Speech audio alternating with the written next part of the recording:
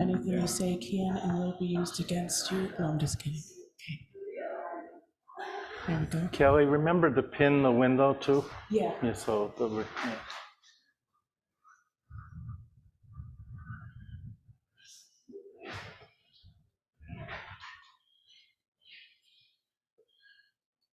And then put it on gallery view so I can see everyone.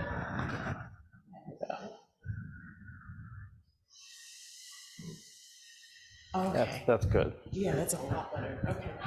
I'm going to get the stand over here. Welcome back, everyone. Just like another 10 seconds or so. I've got a mic here. Oh, then you're all set. Look at you. Welcome back, everyone. Thank you for joining us this morning. It is my pleasure and honor to have speaking with us this morning, our Abbot co-founder, Roshi Joshin Althouse.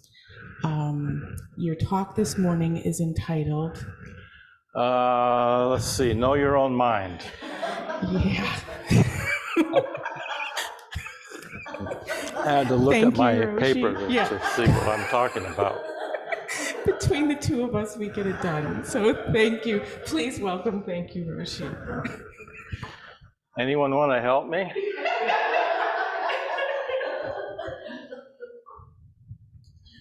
Know your own mind. Mind is a word we use a lot. But what do we mean by that word, mind? What does that word mean? What's it mean to you, mind?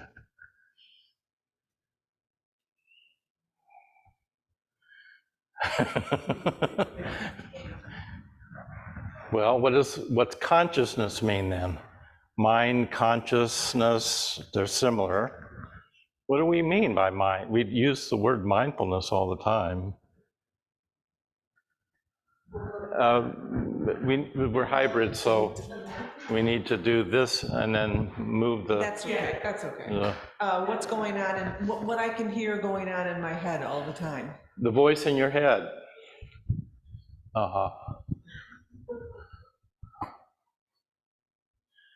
Voice in your head. I think it's total body, heart, body, awareness, everything, and nothing at the same time. Everything and nothing at the same time. That's mind. Yeah, okay. I'm undone by that, so. Used to being undone. Anyone else want to take a crack at this? What's the word mind mean to you when you use it? Awareness? Awareness? Awareness of what? No, it can be awareness of the thoughts, of sensations, of feelings, of so perceptions? perception. Perceptions are part of mind? Is that awareness of a consciousness? I'm kind of referring to more. I don't necessarily equate those two, mind and consciousness. So consciousness is some kind of awareness of what? Of what's going on internally and externally, I think. Okay, what's going on internally and externally? You know, even neuroscientists have a hard time saying exactly what mind is. Daniel Siegel, who we reference a lot in our Foundations of Mindfulness course, actually made a practice of asking this question to mental health professionals and was always surprised that hardly any of them can actually give a definition of mind, a word that we use an awful lot. So Dan Siegel took a crack at it. His definition of mind is a process that regulates the flow of energy and information that is both embodied and relational. A little abstract. Hard to get at that, right? Hey, Socrates said, "Know thyself." He went around and implored all the citizens of Athens to not to be ignorant. And on the entrance to the Temple of Apollo, they had that slogan, "Know thyself."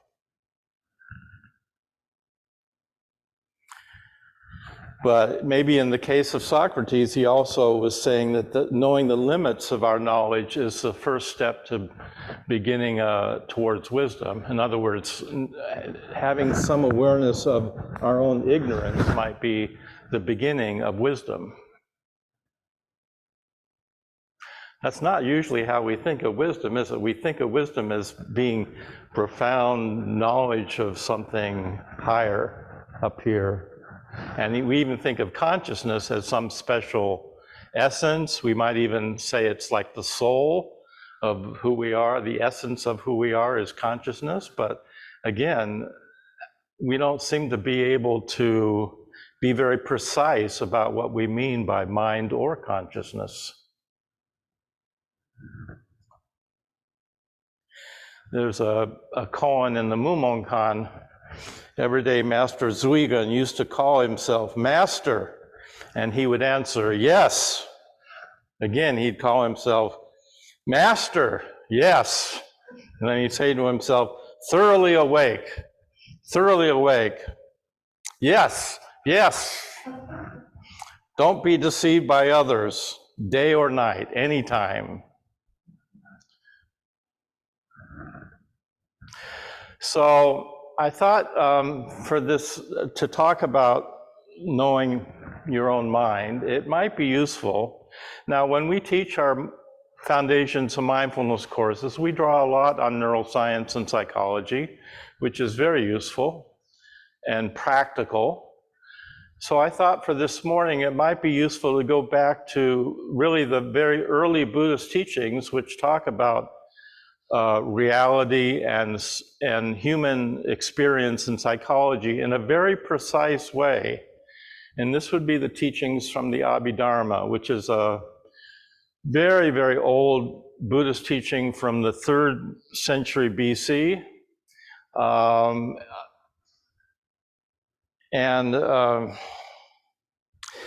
It's very analytical and dry, and often it is something that scholars study, and you could approach the Abhidharma in a very intellectual way.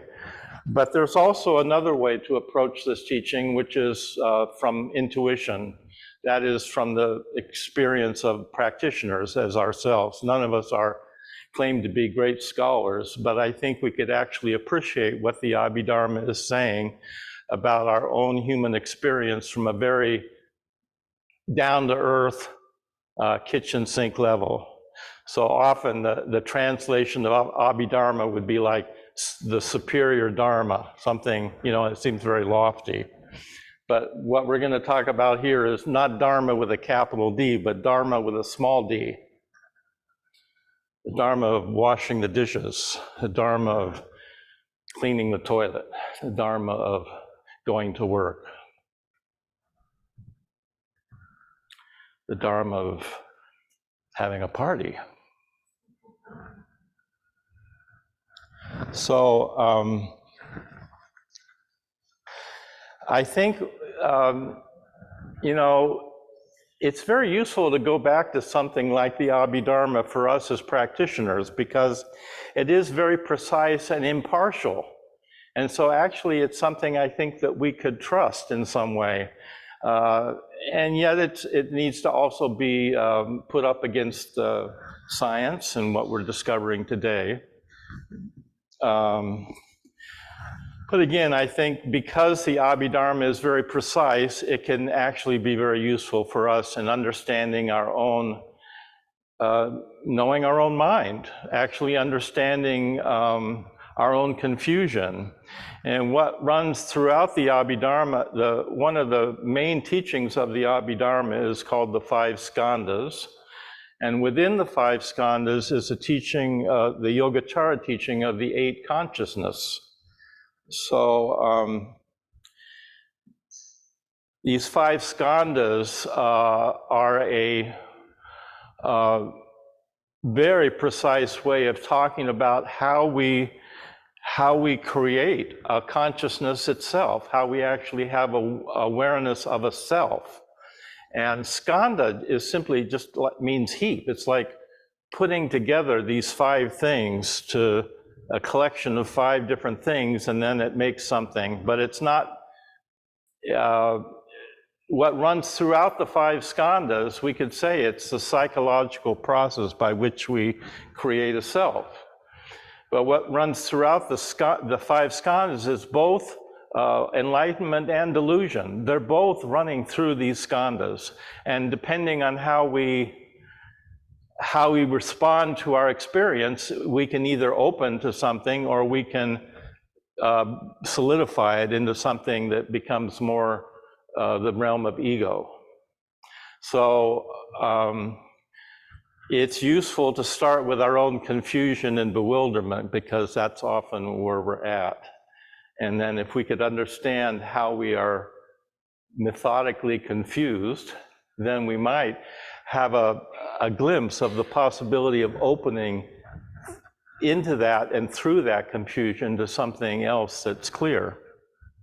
So we speak a lot in the foundation, especially in the 2nd level of the path of liberation. When we talk about the ego, one of the things we talk about a lot is the gap.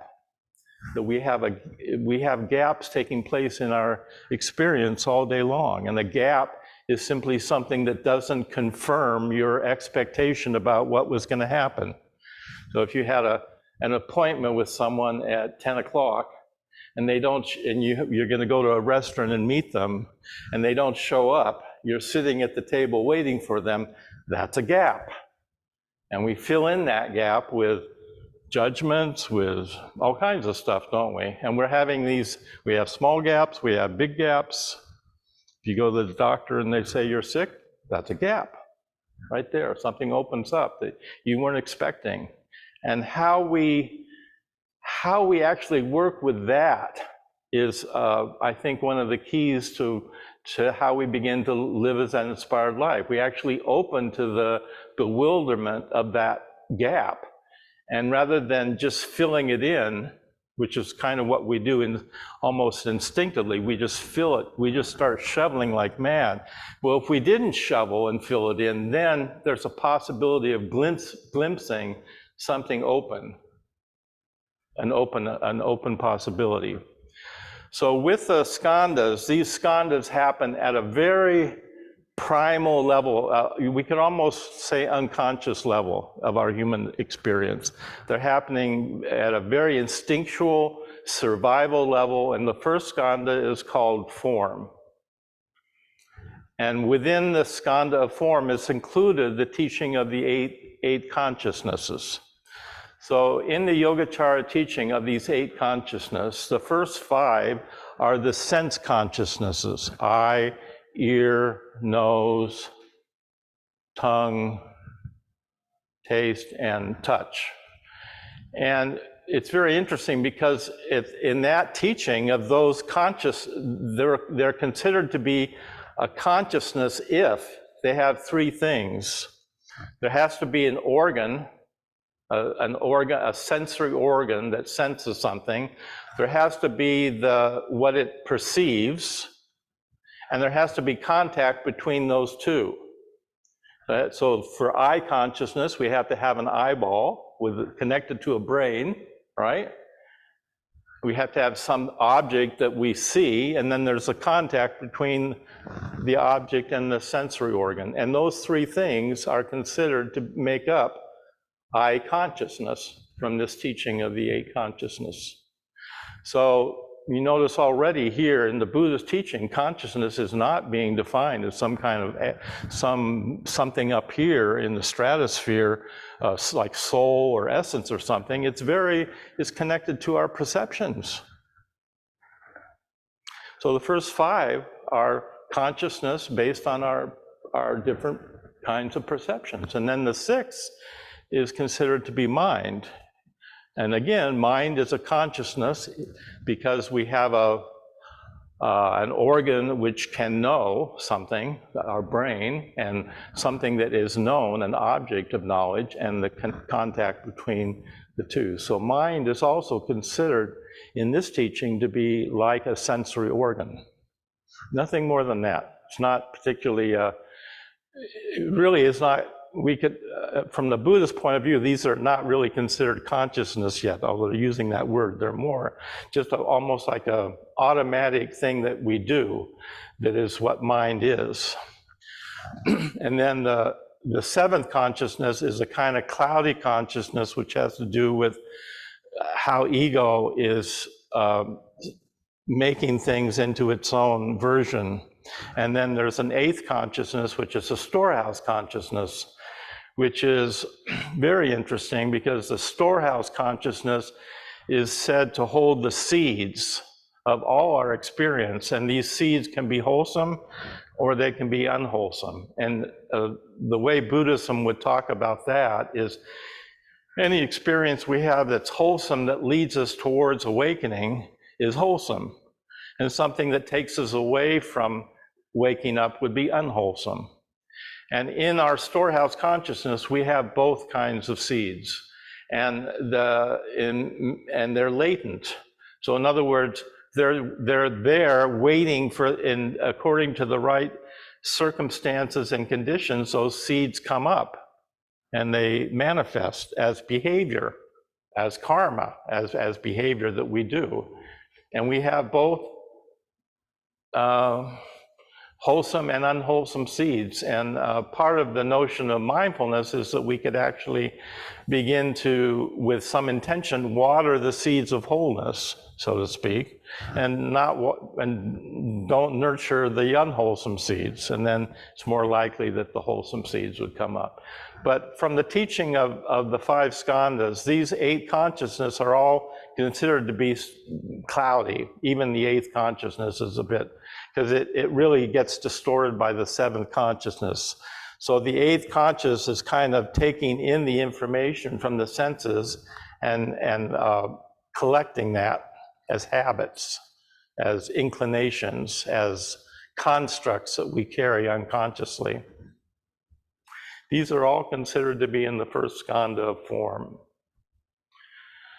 So form is happening at a very, again, very primal unconscious level. We are simply reacting to open space with some kind of panic. There's some kind of panic about the open space, and we reach for some kind of reference point, which is the beginning of duality.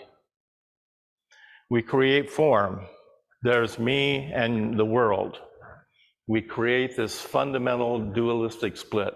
And from that split, all the other skandhas arise and become more solidified.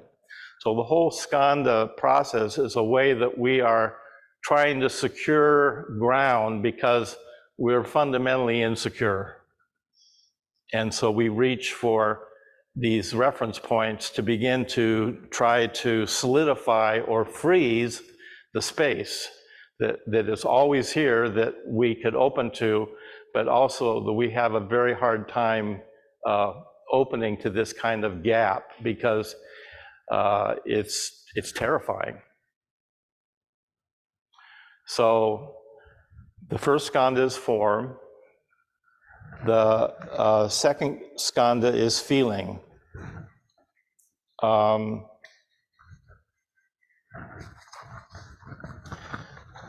feelings are also not very precise. They're either pleasant or painful or neutral, according to the teaching of the five skandhas. And the feelings are simply putting out feelers to see if the situation that we're in, the context we're in, is it welcoming or is it threatening? And so the feelings have this dualistic aspect. They're either something's pleasurable or it's painful.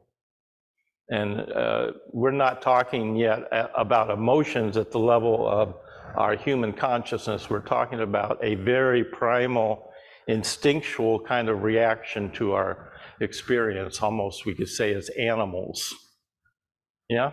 We're all animals. And so this is at a very primal level, and it happens in the order of these 5 skandhas, but it happens very fast.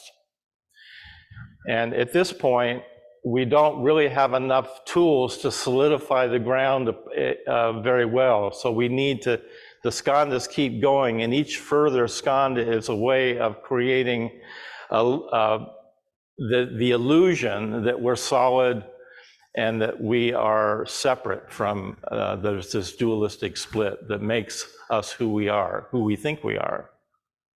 So the 3rd skandha is perception. Now, feeling has the solidity of form to fall back on, from which it arises, but perception can't really fall back on feeling because there's nothing solid there. So they often say in the literature that perception is hungry perception. It has a desperate quality about it. So perception is actually going out and trying to create more ground to solidify the whole thing. So there's 2 possibilities here. There's a manifest aspect of perception which has to do with hope. The hope is a way of creating more ground and having some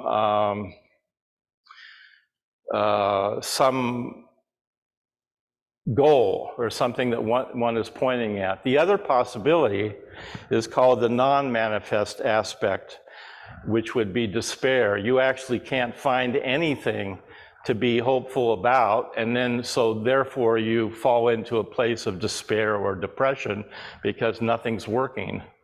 But both are considered to be a way of creating ground through this kind of perception. We're actually creating ground through the despair, or we're creating it through hope. They're both a kind of looking for a reference point, and they're using despair or hope as a reference point to build more territory.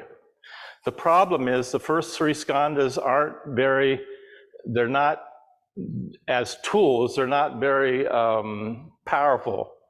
So then the 4th skandha would be the skandha of intellect. Now we're starting to use the mind, or our thought process, to create thoughts and to collect mental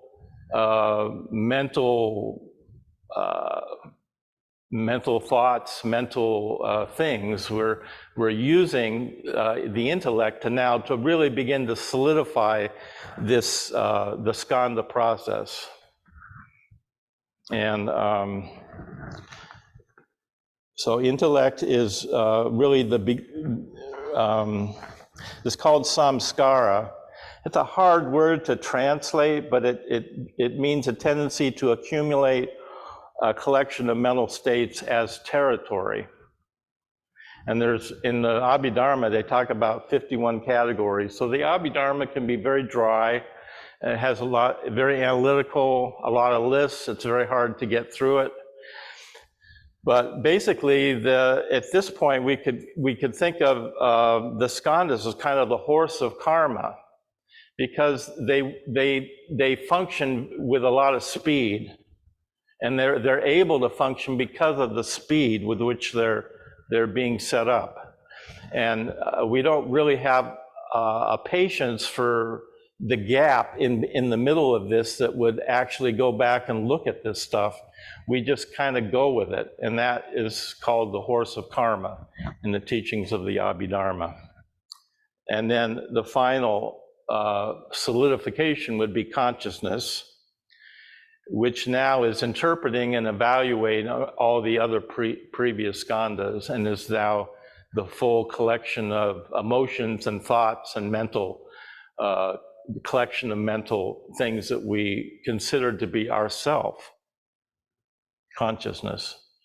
But from the point of view of the Abhidharma, this can either be delusion, a very big delusion if we're going with the duality of that, or there's a possibility we could actually open and not go with the speed of this, and actually begin to glimpse open possibilities of curiosity that don't solidify and build more ground. And that's what we're talking about in practice. When we talk about opening or waking up, we're talking about actually seeing that we are constantly in a place where we're confused or bewildered, but there's meditation is kind of a kind of cog in the machine of the skandha process. It's kind of creating chaos in the middle of this speedy thing. The meditation is like being with the gap and not going with the speed of the skandhas, and that's like creating some possibility of open space that isn't solidified, isn't reaching, isn't dependent on the duality of, and so we speak of this as prajna wisdom, an intelligence with this non-referential intelligence. It doesn't reach for this or that. And then in practice, we begin to trust this kind of prajna wisdom, which is based on suchness or emptiness. It arises from the experience of non-duality, suchness, openness. So that's a very quick, a very quick summary of the Abhidharma. It didn't do it justice from a scholastic point of view, but I'm a humble practitioner. And I actually think this skandha process can be very clarifying for us as practitioners, because to have written the Abhidharma, the people that wrote the Abhidharma were looking at this from 1,000 feet up. They actually had to be able to see the process of how ego is built in order to actually write the Abhidharma in the first place.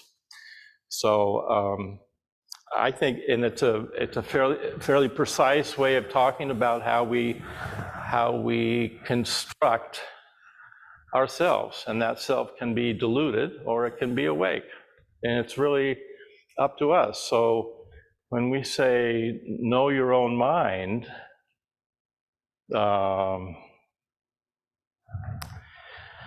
well, we might say raise the Bodhi mind. We say that in our tradition, raise the Bodhi mind, but if you're raising something, it's not the Bodhi mind. So how do we get at what that is? Well, we get at it by stumbling through the practice and beginning to have a sense of, the Diamond Sutra says, dwell nowhere and bring forth that mind. Again, that doesn't seem very precise. There's no way to get a handle on that, but that's actually what we're talking about when we talk about waking up or living a Zen-inspired life. We're talking about trusting this open mind, this open possibility of being curious about the whole thing, and being very humble about the fact that we are constantly in a place of confusion. We're all fools. We're all constantly bewildered, and practice is messy. It's not a scholastic thing up here. It's where we practice at the kitchen sink level in relationships, and we don't do it well. It's messy. So I think I've always thought it's very useful to start at the level of our confusion when it comes to practice, to start at where we actually are most of the time, which is bewildered and kind of stumbling around. And practice is a kind of descent. To know your own mind means that you are willing to be alone with yourself long enough to begin to open to some possibility here that isn't that karmic stream of the skandhas solidifying more space to create some false sense of security. And so maybe we could have some discussions about this. This might bring up some thoughts or questions about what we mean by practice here when we're meditating, or the services that we chant, like the Gate of Sweet Nectar, when we raise the Bodhi mind. The other interesting piece of this is in the Abhidharma, they talk about the 5 Tathagatas, which are essentially, again, the 5 Buddha families. The patterns of the 5 Buddha families have 5 kinds of delusion: ignorance, anger, pride, jealousy, what am I missing? Passion, desire. And all of those 5 delusions, which we're all very familiar with, are based on fear of space. The fear of the spaciousness, which is always here, which is another way of talking about emptiness or suchness, opening to what's real, what's actually here, that isn't distorted by our own projections, is always, what's always here is suchness. We name it, but it doesn't really have it can't be named. And all our teachings are pointing to this kind of mirror wisdom where we begin to reflect what's here accurately, because the Dharma doesn't have any self in it. We don't have any, the Dharma, in order to appreciate the Dharma, we're seeing reality that's not distorted by our own projection. And that is, according to our teaching, that's what's real, what's here. But philosophers will have lots of debates about what's real and what's not. But again, I think if we approach this from the humble perspective of practitioners, we can actually begin to appreciate that the tradition is giving us lots of teachings about how to trust something genuine and sincere in our experience, which isn't based on reaching for a reference point of some kind to secure ourselves. And so I'm going to stop talking, see if there's any questions or comments about this.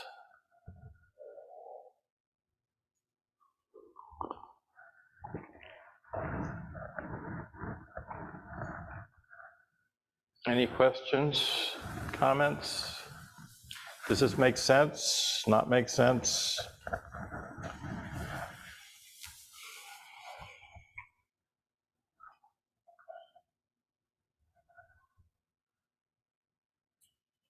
Guy? We have someone in the room here.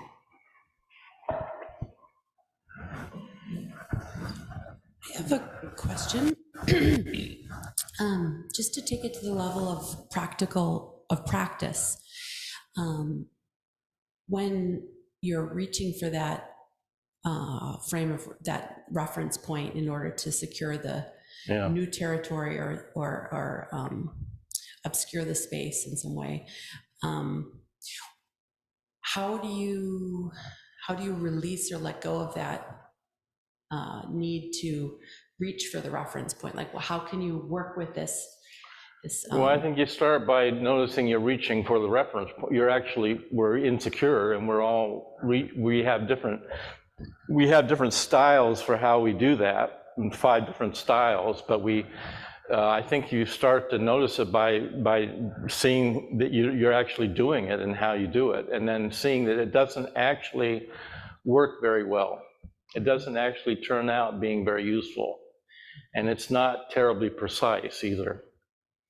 So I think we just learn by being fools, by making a lot of mistakes, and by being terribly insecure and acknowledging our insecurity and our confusion, our constant bewilderment, and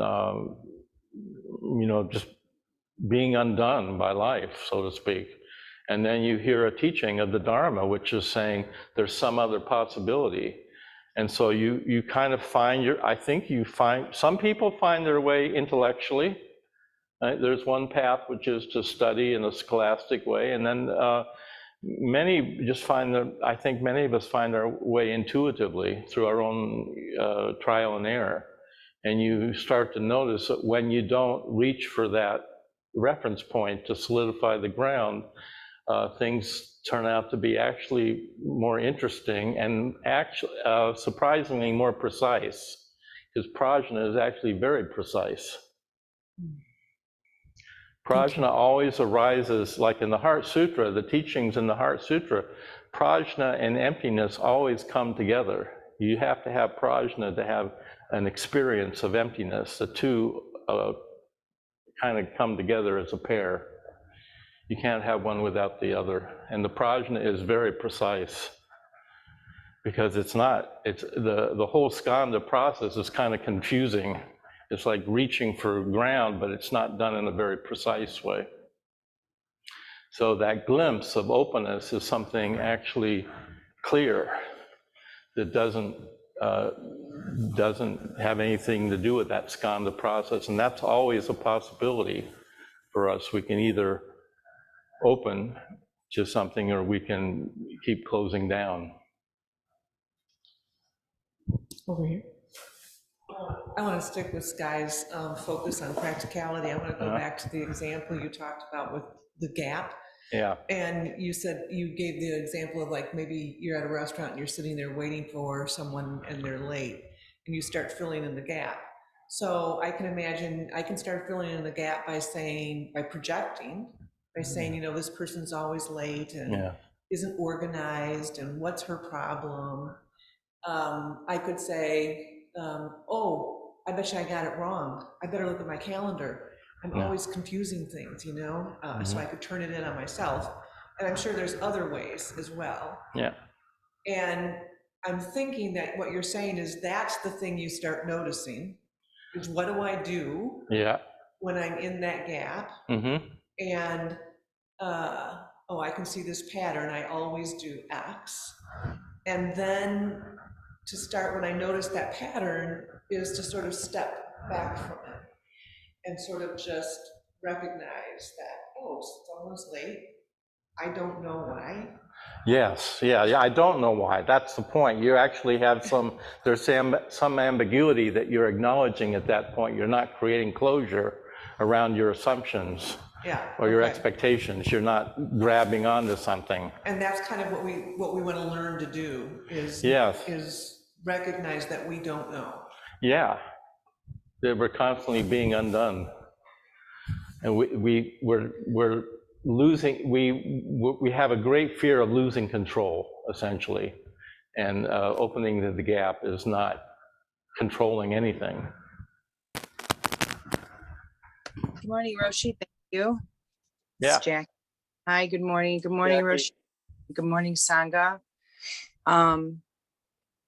This is a terrific teaching this morning for me. And, you know, hearing that my practice and sitting in particular is going to provide more gaps, which is really exciting. And I'm wondering though, do I have to pay attention to my storehouse very much, or is it just going to come forward in all my judgments and just keep continuing to, do I just keep continuing to stop at the I don't know? Like, don't go into analyzing why, don't go and just allow myself to stay in the I don't know, or do I dig into the storehouse? Do I start from 8?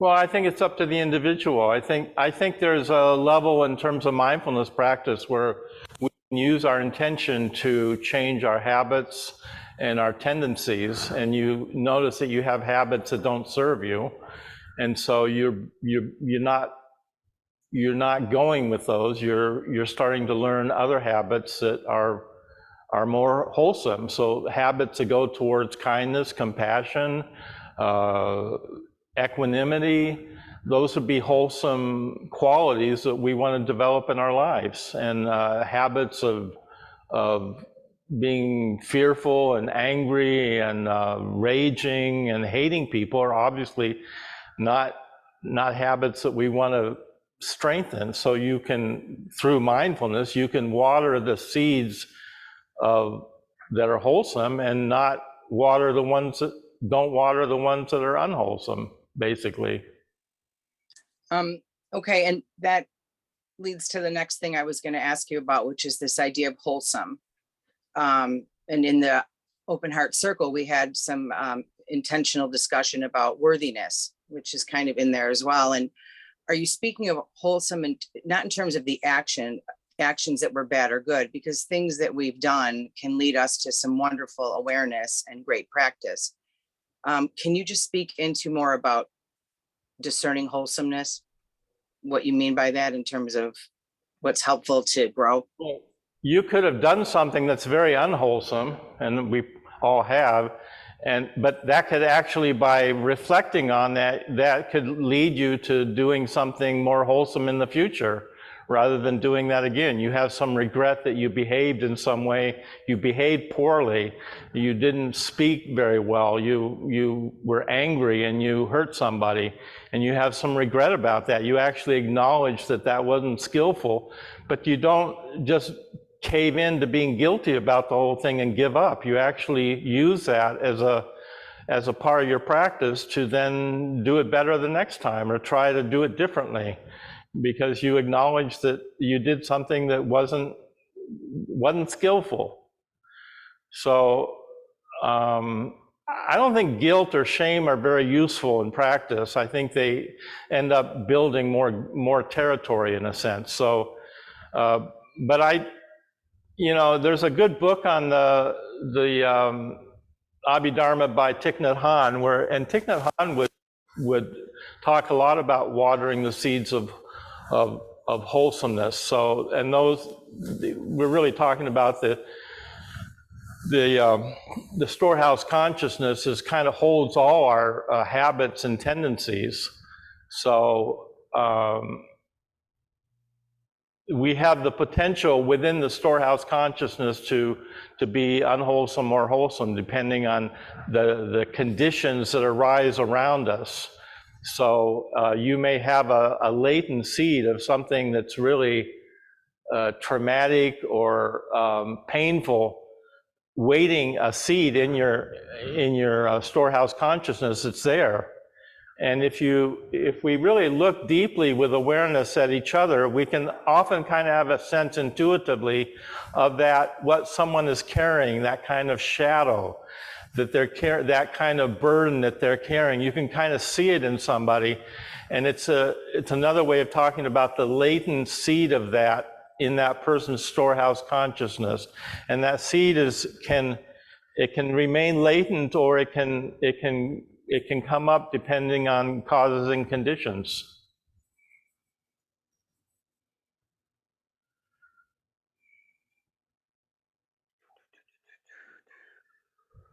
Yeah. Roshi, hi. Oh. Hello. Go ahead. Go ahead. Anyone? Roshi, I wanted to, I think at the beginning of this, when you asked the question, does anyone have a question about this?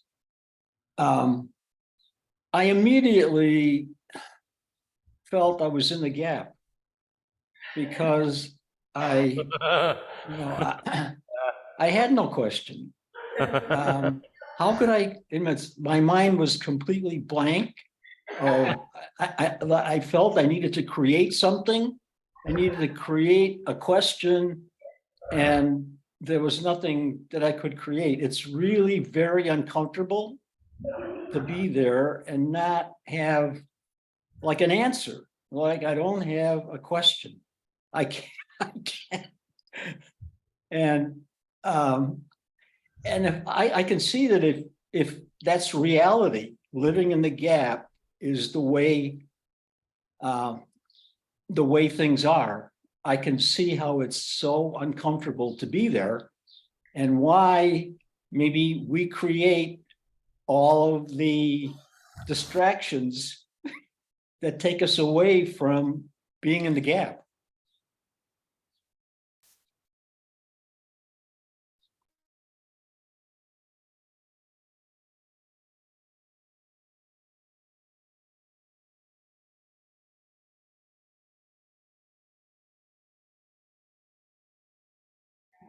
Your mic might have just dropped.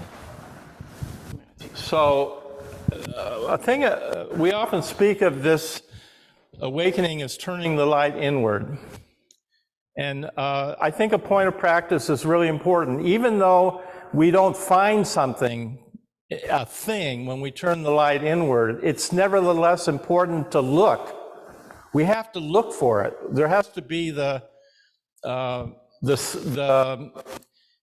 there has to be, I think there has to be the questioning and the doubt and the looking for it to have it. If we don't look for it, then we don't get it. So even though there's nothing to find, if we look for the Bodhi mind and we can't find anything, we still have to look for it.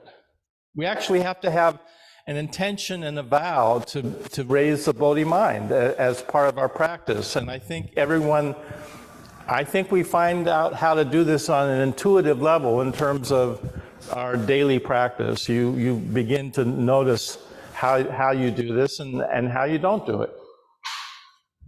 But it doesn't just happen automatically. I think there has to be an intention and a looking for it. Living by vow is really important. To raise the Bodhi mind is to live by a vow to do that. It doesn't just happen. You actually have to go seeking it. The seeking mind. We could speak of the seeking mind, the mind that seeks the way. That's actually really important mind. That's a kind of mind. The mind that inquires, the mind that questions. It doesn't settle for just the answers that we've always given ourselves. We question our own answers. I think that's really terribly important in practice, is the mind that seeks the way, is that we have this we're a kind of, you could call it delusion, desire, but the desire to seek the way. You don't find the way without seeking for it, without looking for it.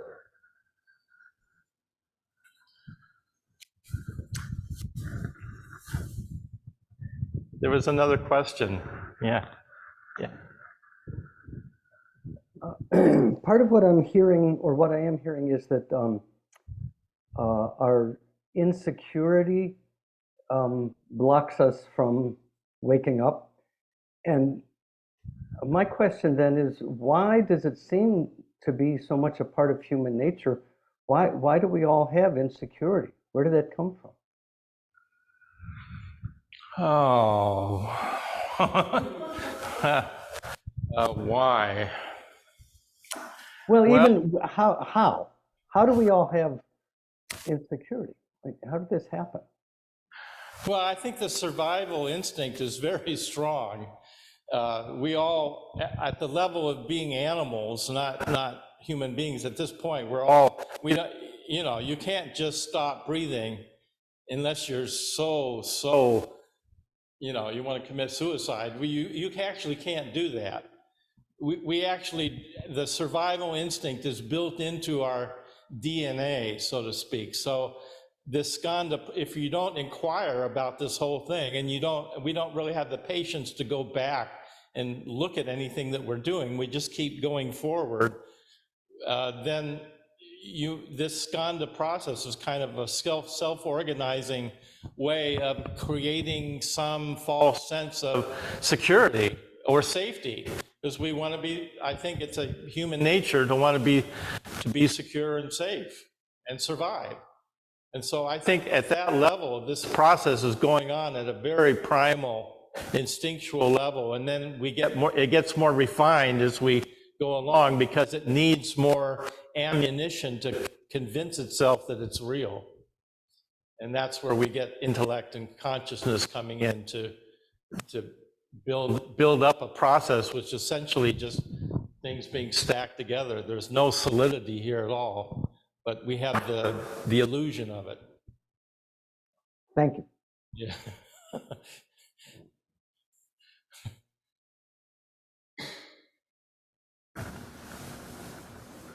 Yeah. Here, I have a microphone for you. I believe this one is also working. When you were speaking about the 5 skandhas, you mentioned that they're kind of vague and not concrete. Yeah. And I was wondering, is consciousness also like that? Like I guess the last skandha, is that also vague, like an illusion?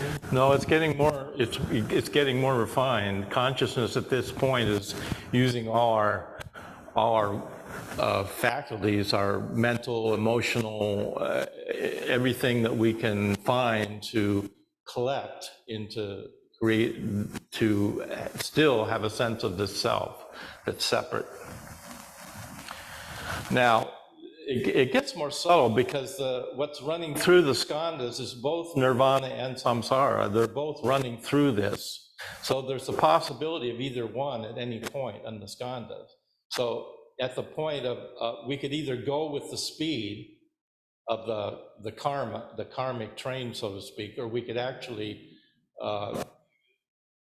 open to a gap that doesn't confirm that, and actually at that point there'd be some kind of bold flash of something, some other possibility other than the one we've been going with. And that's what we're talking about, I think, in practice is actually beginning to trust that there's some other possibility here than the self that we've confirmed. And even so, consciousness may seem very precise, but from the point of view of the teachings, it's not. It's still kind of groping around and using a very clumsy way of defining itself because it's still based on fear. It's essentially, the whole thing is based on fear of losing ground. So we say the ultimate source of suffering is the ego from the point of view of the teachings, because the whole thing is constructed on, it's a house made out of sand. It's not particularly real. We've convinced ourselves that it is, and it's based on fear of losing ground. So the whole thing is not particularly precise.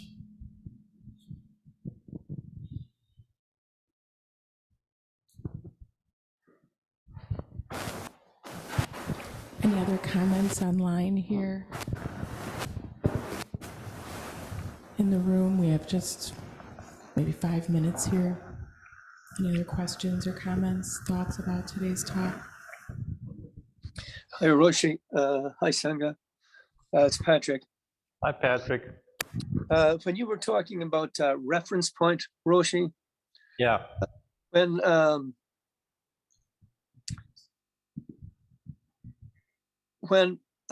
Mara said to the Buddha, "Who are you to think you can do this?"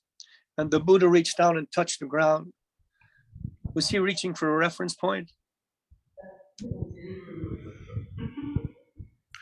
Well, that's a really good question. There's two kinds of mind I think we could differentiate between. There's a mind that has to do with imagination, which is kind of trippy. It's like taking an acid trip. You know, we have that part of our mind which loves to do the trippy thing, but it's pretty much disembodied.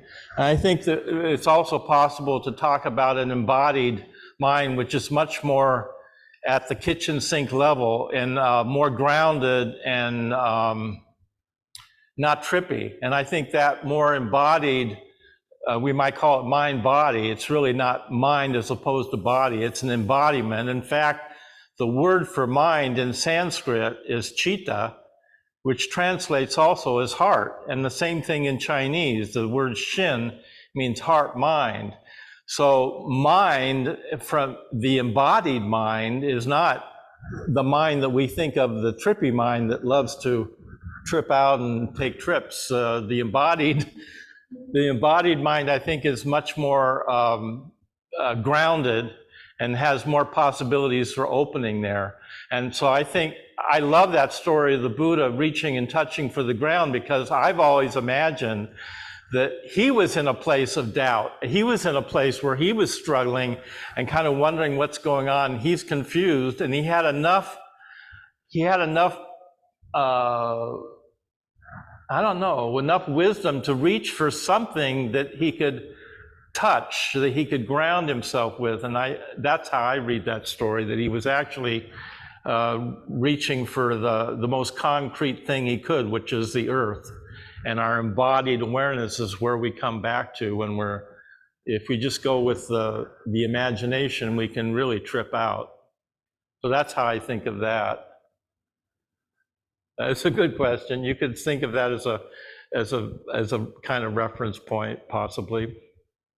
Depends how you interpret it.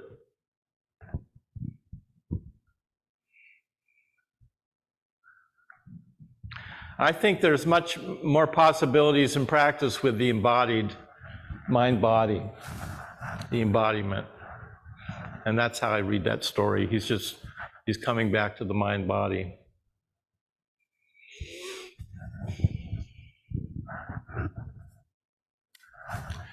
Okay, I think that's enough for Sunday. So enjoy your Sunday and get some rest, and we'll see you here next week for a meditation. Thank you to everyone online for joining us. Those of you in the room, please stay for kinship hour. Bye, everyone. Have a wonderful Sunday. Thank you, Roshi. Bye. Bye, Roshi. Thank you all. Bye, Mark and Pat. See you next week.